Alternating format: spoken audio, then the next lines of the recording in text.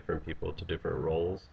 For instance, if you have a website where there's a lot of different authors for a blog, or if you want to have a couple of different administrators for a blog, you're going to have to add new users. And the way we do that is you log into your WordPress dashboard. You can see that's where we are here.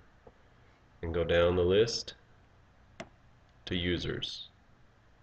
Now you can see all users, or you can add a new user, or you can look at your profile. Now you can see up here that you're logged in. So when you're logged in, you see this bar across the top, and then you can see your own name. You can edit your profile or log out. So what we want to do is we can just click users, and that'll take us to all users. I'm obviously the only user on the website right now. And what we can do, you can see I'm an administrator. You can see my email, and then I've created 23 posts. So what we can do is to add a new one, just click add new, and then you're going to have to put in a username, an email, and then I would go ahead and fill in this information too for yourself if the person has a website. Sometimes whenever you have a theme that allows you to put the author box or an author profile at the end of each post, then it'll pull from this information. So you want to make sure you keep those things updated, and once people get their once they get their site profile, their account profile, then they can go in and add social media links, a little description, some different things like that that help you if you have the author box is what they call it at the end of a post. So you fill those in. Password is required. Down here it will tell you how strong your password is. It gives you some rules for the password. And then here you can click to send the password to the new user by email. So if you're just creating a password for them, make sure you do that so that they know what their password is. I would always click that. And then you can choose what role. So the default here is subscriber, which is the lowest role. Just to give you a little context, if you go up here on each page, wherever you are in WordPress on the back end, there's a little help box. So you can see up here it's contextual help. You can see here that it has different, it describes the different user roles. So subscribers can read comments, comment, they can receive newsletters, they can also change their own user information, but they cannot create any site content. So that's the default down here. But you also have some other choices: contributor, author, editor, and administrator. So a contributor can write and manage their own posts, but they can't publish or upload anything. Authors can publish and manage their own posts, and they're able to upload files. So someone could create their entire post and then leave it for an editor to come through and publish, actually make it live on their website. You can also kind of curb some of the things that authors are allowed to do, fine-tuning those. Editors can publish posts or manage posts of their own as well as other people's, just like a regular editor. And then an administrator has access to all of the administrative features. So they can change code, they can publish, they can delete, they can add plugins. There are a lot of things that the administrator can do. If you need extra help from the WordPress.org website, you can look over here for more information. And so you can click on that and you get the WordPress Codex about adding new users. And it just kind of takes you step by step through each of the parts of this screen.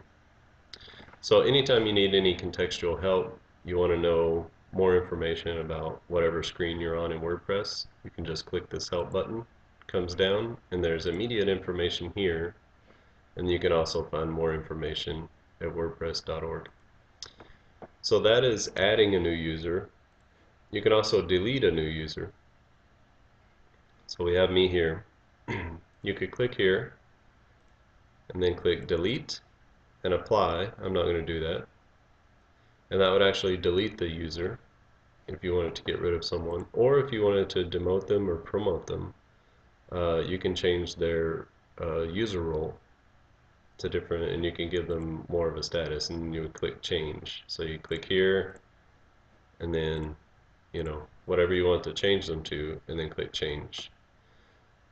If you have multiple users that you wanted to delete, you could just check the boxes of those users, click delete, and apply, and you can do it all throughout. If you have many different types of roles, so let's say you have 4 separate authors and you have 100 subscribers, then you'll see those listed here as you add them, and then you can click on these. These are like tags, and then you would only see the ones who are administrators or subscribers or authors. That way you can just kind of filter your list a little bit. Excuse me, or you can see all of them. So that's all about users. You can also look at your own profile. And in your own profile, each person can choose different things, like what color scheme that they might want to use for this part. So I don't mind the default, but each person can kind of make that their own. This takes away the toolbar. That's this part up here. So when you're visiting the website, you can see the toolbar up there or not. Sometimes this gives you easy access to some of the back-end things, so that when you're working on the website, just makes it a little bit easier to get back to it. You don't have to keep it in 2 tabs.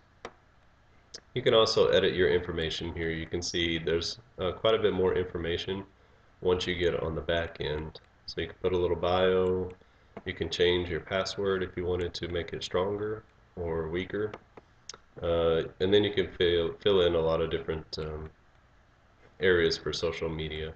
So if I were to have an author box at the end of my posts, it will pull this information here, and it would say, my name and what occupation I am, and then it would have my Twitter and Facebook and Google Plus and LinkedIn links, depending on what the theme is decided to pull out of that information. So there's quite a bit of information here. I would encourage you to, if you want, to go ahead and look on probably not the support forums unless you're looking for something specific, but obviously the documentation at wordpress.org. And if you go to users, the contextual help here is really good because it gives you the description of the roles and their capabilities, and also just how to manage the users. So this is a good contextual help when you're at the all users page.